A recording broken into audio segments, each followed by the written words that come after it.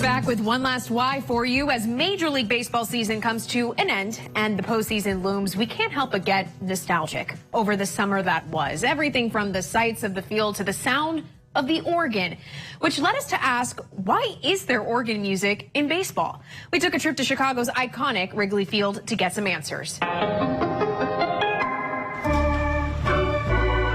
It's the sound that signifies America's pastime, the organ.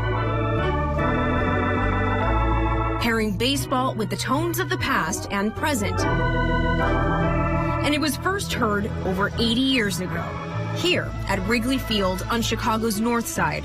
On April 26 of 1941, Ray Nelson entertained fans that showed up early with a pipe organ behind the ballpark's grandstands. The Chicago Tribune notes that Nelson had to cut the music before the first pitch. The first use of the organ at Wrigley Field only was for 2 days.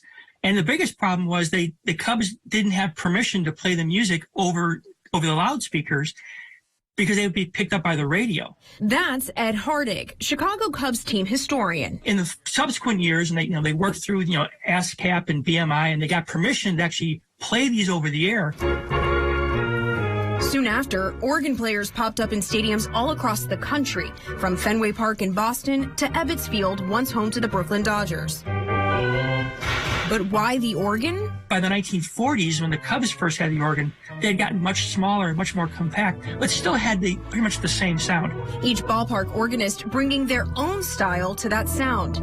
As the innings and years go by, the melody of baseball is passed down to new faces. My name is Josh Langhoff, and I'm one of the organists here at Wrigley Field. Langhoff is one of 2 organists responsible with carrying the legacy Ray Nelson began at the friendly confines in 1941 to longtime and new baseball fans. To be part of maintaining this tradition of ballpark organ and adding my own little touches to it, while keeping that tradition alive, it's just fantastic. He plays everything from traditional baseball sounds